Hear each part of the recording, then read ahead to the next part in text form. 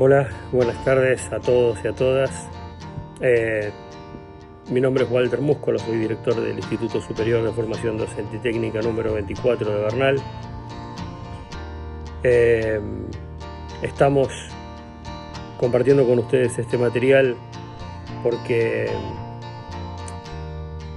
este 24 de marzo se conmemora un nuevo aniversario, una nueva fecha del golpe militar de 1976, 45 años de ese golpe, 45 años que pasaron muy rápido y que en esa rapidez se construyeron espacios que hoy siguen dando lugar a poner sobre la mesa todos los días la búsqueda permanente de los derechos humanos, la restitución histórica de todo aquello que esos 7 años de golpe militar nos despojó a todo el pueblo argentino.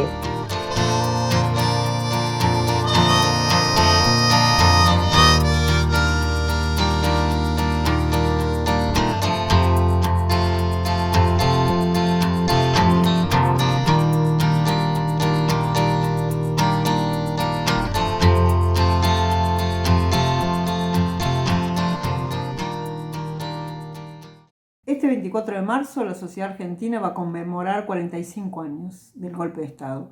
45 años de ese acontecimiento sin duda emblemático, bisagra de la historia argentina, que dio paso a un proceso que ya venía, ¿no? que ya venía en los meses previos, en los años previos al golpe, ¿no? con un despliegue de la violencia del Estado y de los sectores, ¿no? minoritarios, los sectores del capital, los sectores más conservadores de la sociedad argentina, que estaban dispuestos a desplegar, ¿no? la máxima crueldad para poder evitar una transformación radical de la sociedad argentina, habilitar, ¿no? a la disputa de las grandes mayorías por acceso a más derechos, a una sociedad más igualitaria, a una sociedad donde las diferencias entre los que más tienen y menos tienen fueran tan evidentes como las que se plasmaban ¿no? en ese capitalismo que se estaba transformando al calor, ¿no? de la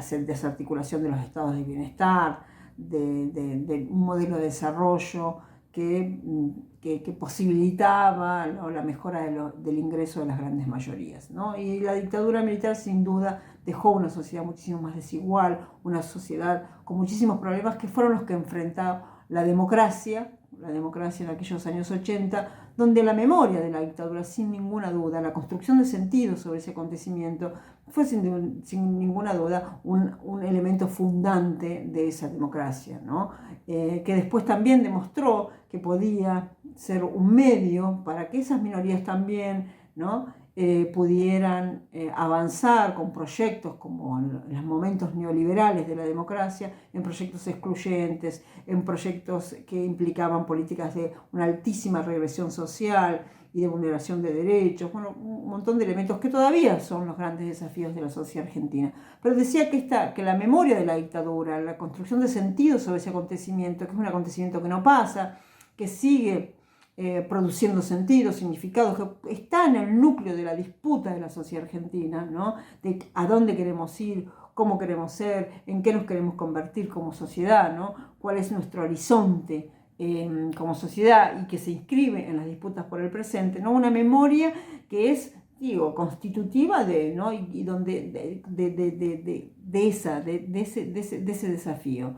Y las políticas de la memoria desde aquellos años 80, incluso podríamos hablar de políticas de la memoria de la propia dictadura. La dictadura tenía una política de memoria, desaparición forzada como dispositivo de exterminio de esa disidencia que implicaba la destrucción, la eliminación del cuerpo, la eliminación también en el plano simbólico de esa existencia que era disruptiva con el orden que se pretendía conservar, que se pretendía mantener, Bueno, y que el movimiento de derechos humanos precisamente viene en la dictadura a confrontar con esa memoria, a confrontar con esa construcción de sentido que ponía a las Fuerzas Armadas como los salvadores de la patria, como los salvadores de la nación, como la salvaguarda de los valores cristianos y el humanismo, ¿no? Sino revelando todo lo contrario, que precisamente esa dictadura era una dictadura sangrienta, genocida, y que a pesar del negacionismo, ¿no?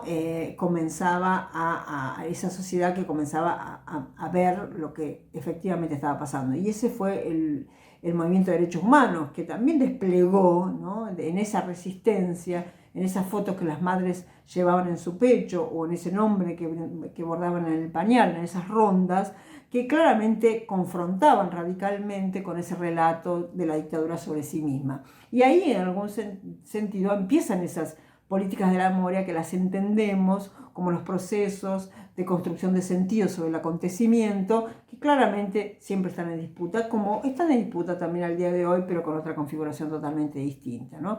Y como decía, en los años 80 fue muy importante algunos núcleos claves en la transición, como fue el informe Nunca Más, o el juicio a las juntas, que fueron fundantes de un relato, ¿no? Donde ratificaron que las víctimas denunciaban, que lo que los familiares decían de la desaparición forzada era un hecho, que no eran, como decía Videla, una entidad, que no estaban ni vivos ni muertos, que no existían, sino que claramente eran el crimen más brutal que el Estado había perpetrado de forma masiva con esos dispositivos que fueron los centros clandestinos de detención.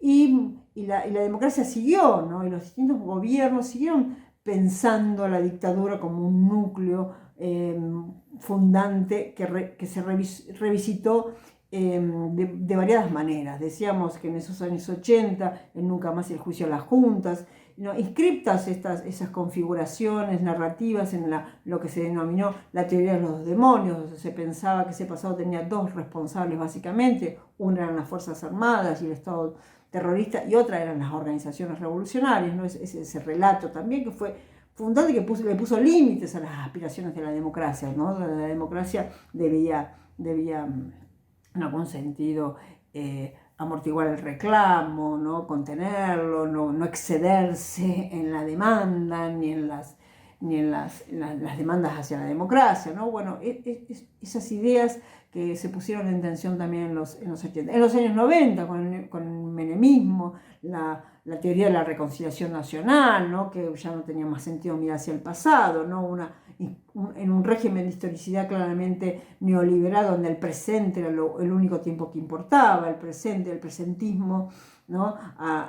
Como idea del tiempo, ¿no? Hay que vivir el presente, hay que vivir el momento, no hay que mirar para atrás, ¿no? Como el fin de la historia, ¿no? Y en eso la dictadura vino también, la elaboración de sentido sobre la dictadura vino a intentar construir legitimidad a eso. Entonces la reconciliación, ¿no?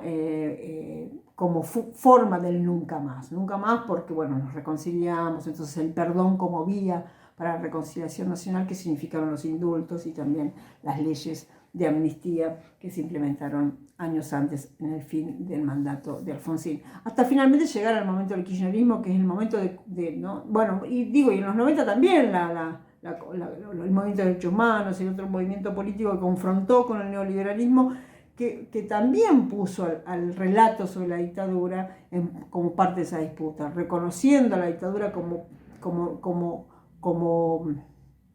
conectada con el momento neoliberal, como el menemismo, como otra etapa más de ese proyecto de las minorías que reconfiguraban el Estado para sus propios intereses, ¿no? Y bueno, y llegó el kirchnerismo, ¿no? En el momento del kirchnerismo, donde uno lo define como el momento de institucionalización de las políticas de memoria, ¿no? Donde el Estado se hace cargo de manera cabal de la demanda histórica de las organizaciones de derechos humanos en términos de verdad, justicia y memoria, y de reparación, ¿no? De reparación asociada con este trabajo de construcción de sentido sobre el pasado, ¿no? Ligados también con el fuero judicial. Entonces volvieron los juicios, volvió la escena judicial, volvieron los sobrevivientes a testimoniar, volvieron los sobrevivientes a narrar lo ocurrido, y los victimarios, ¿no?, a ser condenados y repudiados por el conjunto de la sociedad argentina.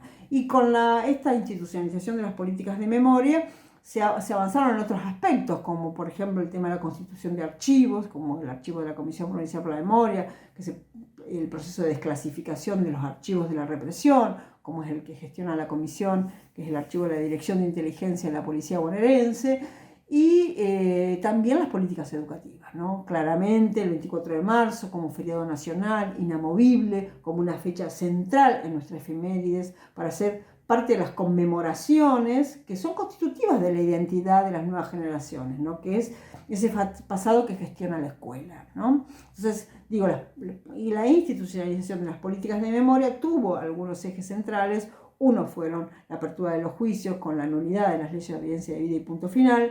Otra fue la política de desclasificación de archivos, que, bueno, que lo que contaba yo de la DIVBA fue el primer fondo documental desclasificado, pero después se avanzó con la desclasificación de otros fondos, la creación del Archivo Nacional de la Memoria, los sitios de memoria, ¿no?, esos lugares que fueron emblemáticos del terrorismo de Estado y que hoy son lugares de recordación, que son señalizados, ¿no?, para ir construyendo ese piso de memoria y de sentidos y de repudio sobre lo ocurrido durante la última dictadura militar, ¿no? Y la educación es otro elemento importante, no solo en la efemérides, sino una serie de iniciativas que se tomaron en el marco de las políticas de memoria, como, bueno, nosotros de la Comisión Provincial por la Memoria, como un programa como es Jóvenes y Memoria, que lo que intenta centralmente es incorporar a las nuevas generaciones en los procesos de elaboración de ese pasado, ¿no?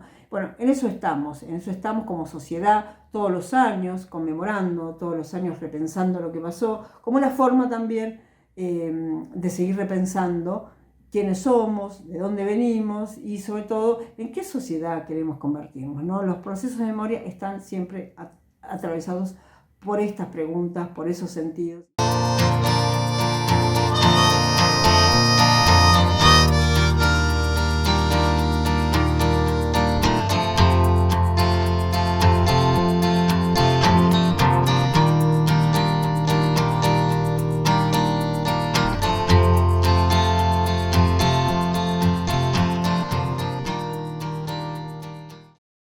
Bueno, transitando la Semana de la Memoria en la Argentina y en el aniversario número 45 de la conmemoración del inicio de la dictadura cívico-militar en la Argentina, dictadura que no solamente tuvo efectos concretos y situaciones concretas mientras transcurrió entre 1976 y 1983, sino que sus consecuencias económicas, políticas, sociales, culturales e incluso individuales y familiares en torno a la identidad de las personas, a la construcción de los lazos afectivos y también la construcción de los lazos de solidaridad en nuestro país han tenido su herencia incluso hasta el día de hoy.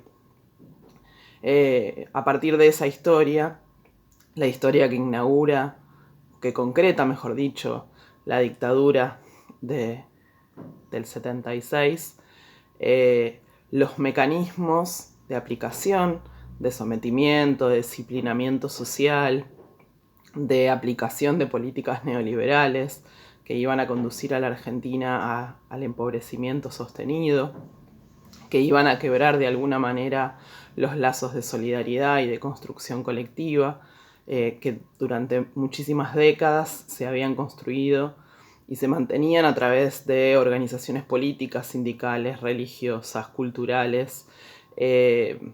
Tuvieron como plan sistemático, como metodología de disciplinamiento, la desaparición, la tortura, la muerte, la despersonalización de una parte importante de la militancia en la Argentina, y eso condujo también a la construcción de una metodología del terror, del terrorismo de Estado, en donde el Estado, a través de sus herramientas, de sus medios, de toda su fuerza, pudo aplicarla, la aplicó y la expresó, no solamente en cada uno de los detenidos desaparecidos, sino también en el entorno social. Esa metodología, entre otras cosas, implicó la generación de espacios de desaparición y de tortura y de muerte, y esos espacios son conocidos como los centros clandestinos de detención. Clandestinos porque, por supuesto, tenían que ver con esa mecánica del terrorismo de Estado y con esa aplicación de la fuerza y de la violencia con todos los medios del Estado, pero por fuera de cualquier posibilidad de aplicación de alguna ley. Esos centros clandestinos de detención fueron espacios privados, fueron espacios al aire libre, fueron espacios edificados, fueron espacios construidos adrede para desarrollarse como centros clandestinos de detención. Fueron edificios oficiales, fueron edificios que cumplían otra función, como muchos de los que estaban asociados o vinculados a las tareas de las fuerzas de seguridad. Esos centros clandestinos de detención están distribuidos por todo el país y muchos de ellos incluso todavía no han sido reconocidos o claramente reconocidos porque probablemente o no haya sobrevivientes o los sobrevivientes a esos centros clandestinos desconozcan o no puedan asociar dónde fueron desaparecidos, detenidos y torturados en ese momento, dadas las condiciones en las que estaban. Esa presencia geográfica bien federal también está presente en nuestro distrito, en Quilmes. El centro clandestino por excelencia es lo que hoy conocemos como el Pozo de Quilmes o Chupadero Malvinas.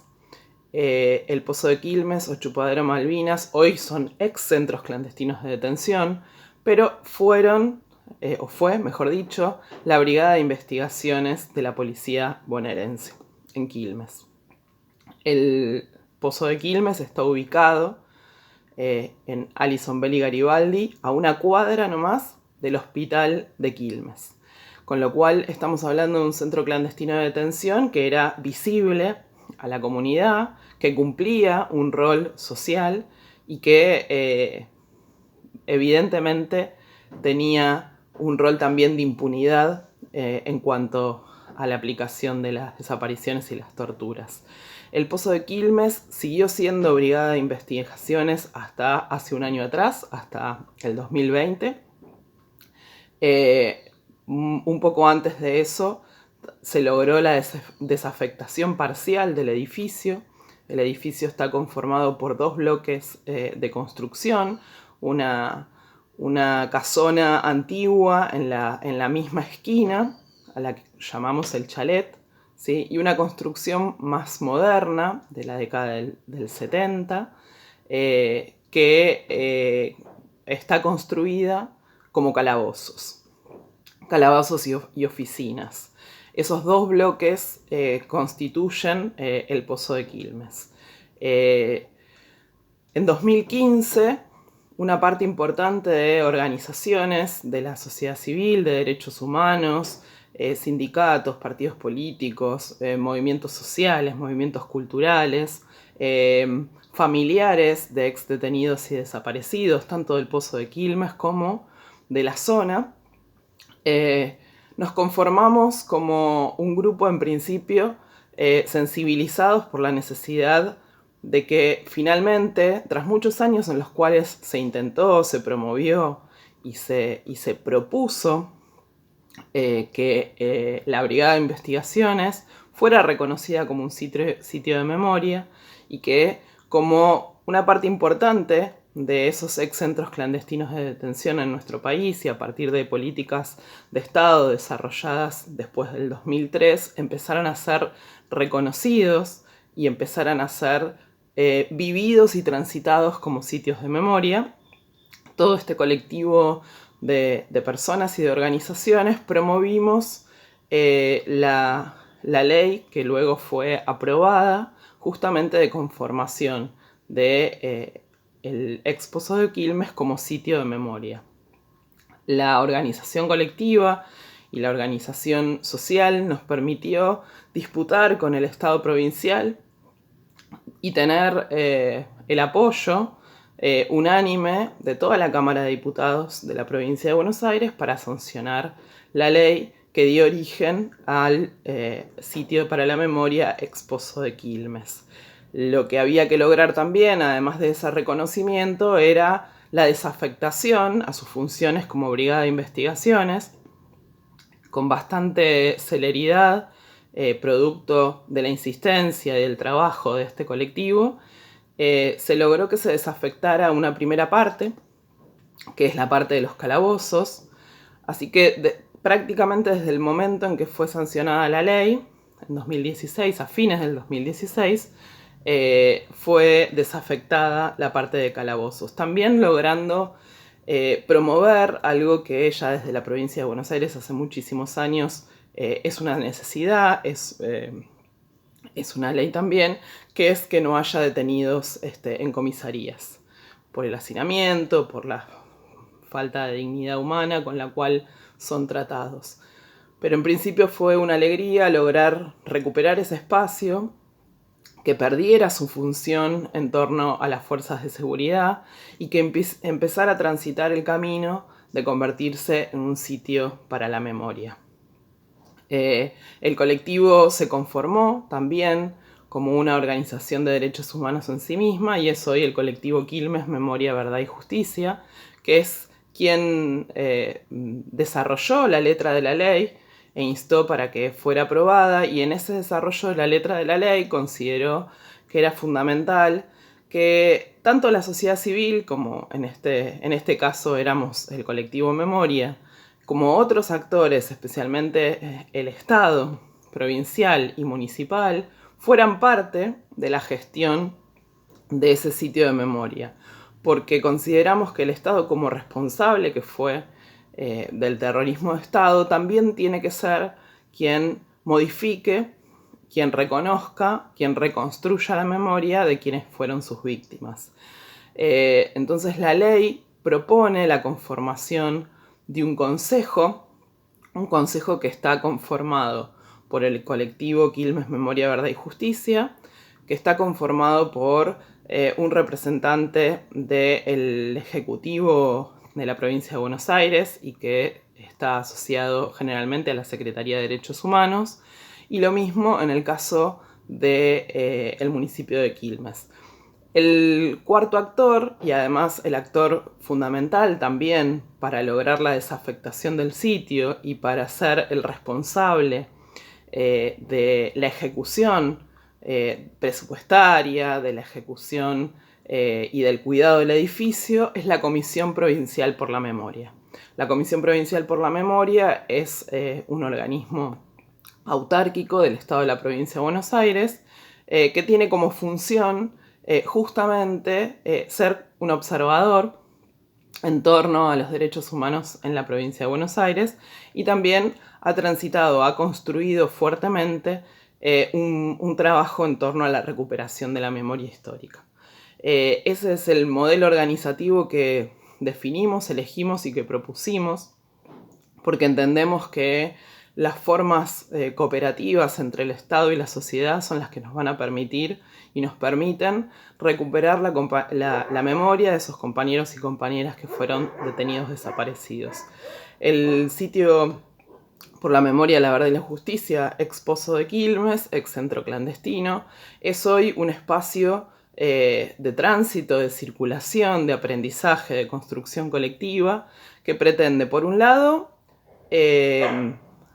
sostener ese espacio físico que tiene una trayectoria histórica tan particular, con lo cual se está haciendo una tarea muy fuerte de recuperación del edificio. Durante el año 2020 se logra finalmente la desafectación total también del chalet, con lo cual hoy todo el predio, todo el edificio ya es parte de la gestión de este consejo del sitio.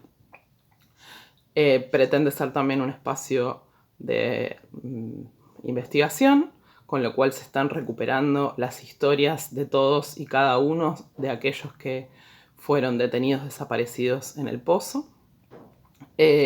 Pretende ser un espacio de construcción de la memoria histórica y de la memoria del presente, con lo cual uno de los objetivos y uno de los objetivos primarios de este espacio es la posibilidad de trabajar con los y las jóvenes. Así que la memoria es el objetivo, la memoria no es el pasado, la memoria es la construcción desde el presente y para el futuro. Así que las esperamos para que se acerquen, para que nos consulten, para que podamos construir juntos esa memoria.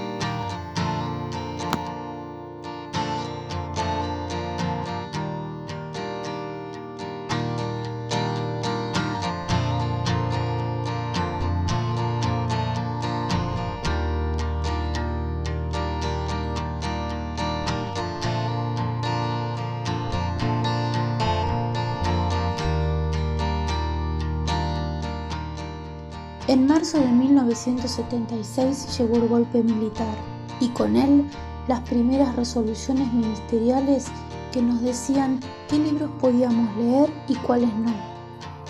Se prohibió trabajar con técnicas de dinámica de grupo. Se prohibió el centro de estudiantes y la cooperadora. Todas esas instrucciones llevaban la firma de un personaje que con el tiempo reconocimos y temimos: el brigadier Ovidio Solari, ministro de Educación. Comenzaron a circular las listas negras y el profesorado tuvo la suya. Hubo docentes y alumnos desaparecidos y profesores cesanteados. Fueron años aciagos, duros, pero de los que se pueden rescatar muchas cosas. Sobre todo la solidaridad de tantos compañeros. Recuerdos y más recuerdos por Silvia Simonetti.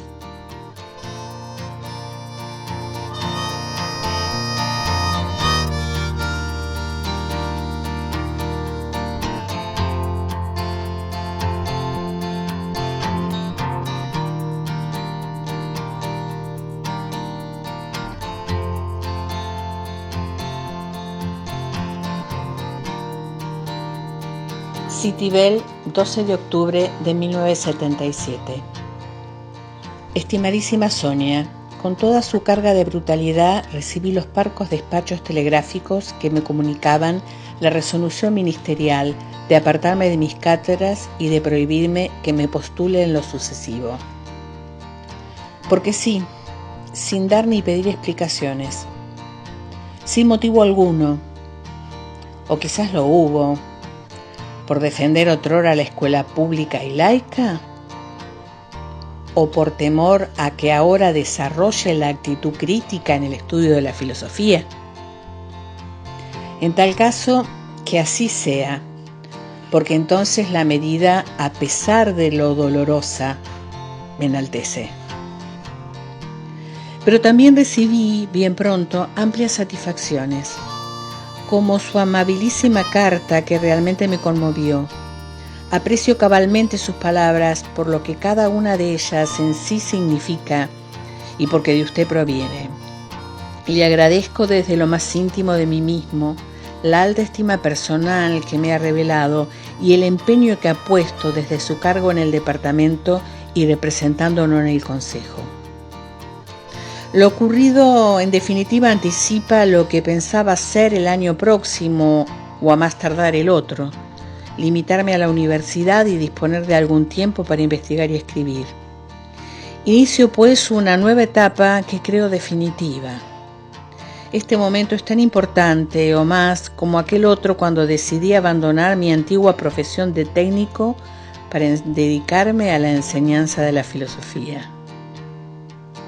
Pero de todos modos gestiono en el Ministerio de Educación mi reclamación porque considero que, en tanto que he cumplido con mis deberes, no han sido respetados mis derechos y en cierta forma tampoco los de mis colegas y mis alumnos.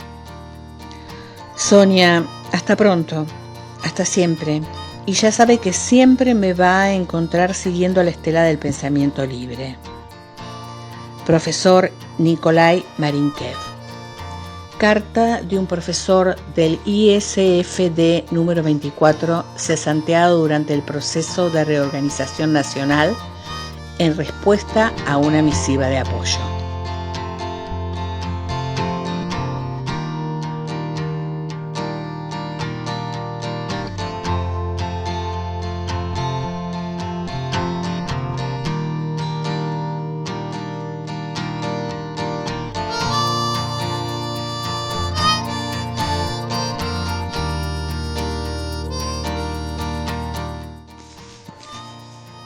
La angustia del proceso.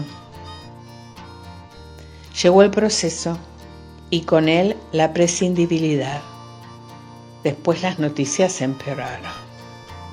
Una noche después de la cena de despedida de cuartos años de matemática, cargué mi comitiva y comencé el reparto. La cena nos había demorado y dejé a Beatriz a eso de las 12 en su esquina. En realidad era la única que, por efectos del recorrido, dejaba en la puerta de su casa. Me despedí de ella hasta el otro día. No la vi más. Esa madrugada la secuestraron. Silvia me dio la noticia. No recuerdo qué dije. Nunca las palabras, por más precisas que sean, dejan de ser un estorbo en casos como ese. Uno desea no haber aprendido a hablar. La última parada del Citroën era la de Leopoldo. Frenados allí, conturbados y perplejos, nos hundíamos en las fisuras del lenguaje que ya no alcanzaban para cubrir el desamparo.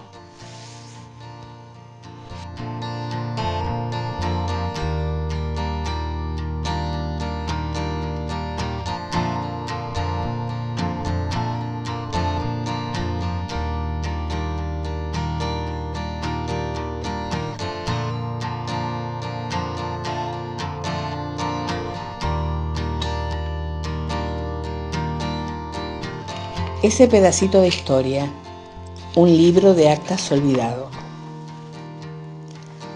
A esta altura de los acontecimientos, la desmovilización del alumnado que habían votado, asistido al local del centro a comprar apuntes, solicitar libros o simplemente consumir un café, era prácticamente total.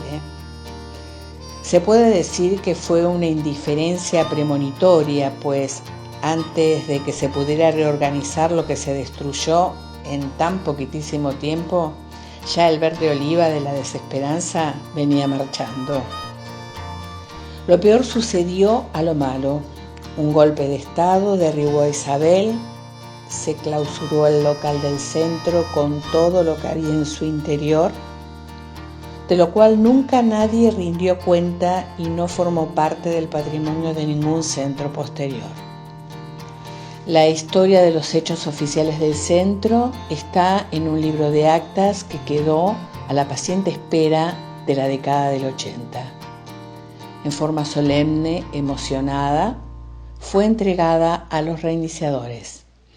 Ese centro también tuvo sus avatares y volvieron a ser registrados en el pretérito libro de actas. Desconocemos hoy el paradero de ese pedacito de historia. Tal vez siga a la espera, en algún lugar perdido, de que una nueva generación de jóvenes lo rescate del olvido.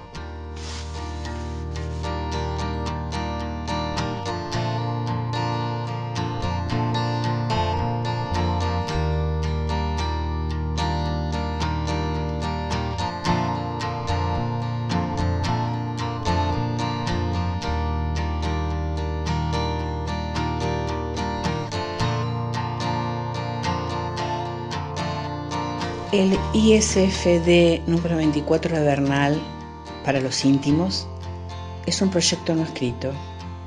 Es algo más fuerte que creo tenemos. Es un espacio de encuentro que supone diálogo y disenso, acuerdos y desacuerdos, pelea y reconciliación. Bernal es un espacio de reflexión compartida, a veces dramático, otras cómico, otras delirante, otras apasionante. Lo que uno encuentra en los pasillos, en ciertas aulas y en su dirección es pasión con una insatisfacción saludablemente maleva, arteramente consecuente. Vernal es insatisfacción apasionada. Vernal es esto, un espacio, y quedan pocos. Una pregunta sistemáticamente compartida. ¿Se puede encontrar, develar, hacer, querer, pelear, crear, inventar un espacio en donde alumnos y docentes tengamos la posibilidad de prometernos algo? Insatisfacción apasionada. Horacio Belinco.